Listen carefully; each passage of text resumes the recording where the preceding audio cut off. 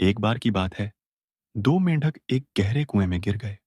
कुआं बहुत गहरा था और उसमें से निकलना बेहद मुश्किल लग रहा था। दोनों मेंढकों ने बाहर निकलने की कोशिश शुरू की।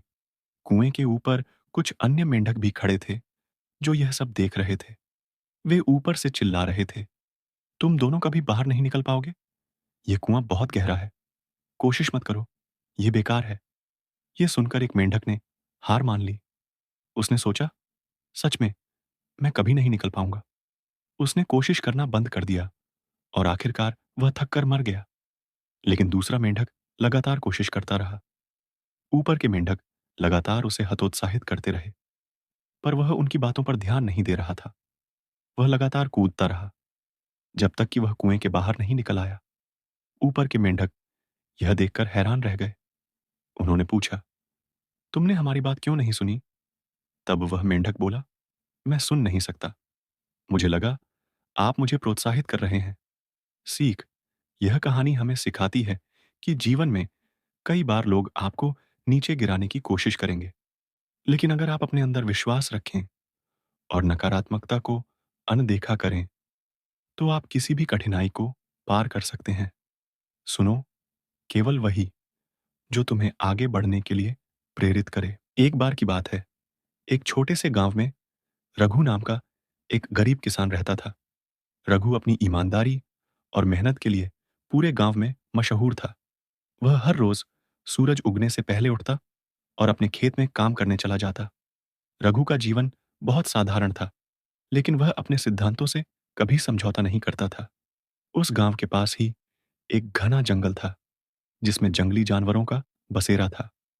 गांव के लोग उस जंगल में जाने से डरते थे, लेकिन रघु कभी-कभी लकड़ियां लाने के लिए वहां जाता था।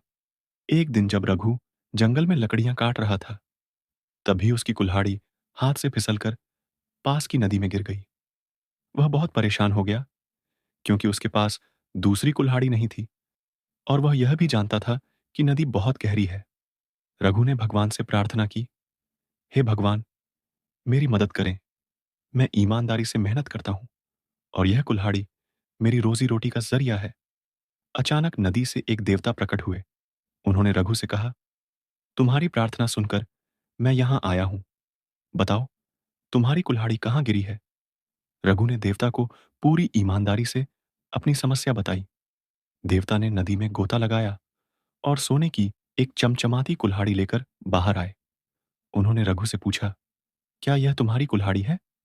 रघु ने तुरंत जवाब दिया, नहीं, यह मेरी कुल्हाड़ी नहीं है। मेरी कुल्हाड़ी लोहे की थी।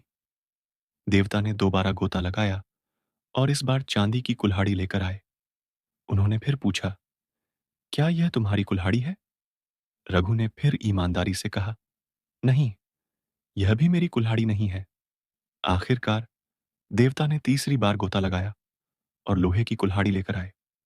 उन्होंने पूछा, क्या यह तुम्हारी कुल्हाड़ी है। रघु खुशी से बोला, हाँ, यही मेरी कुल्हाड़ी है।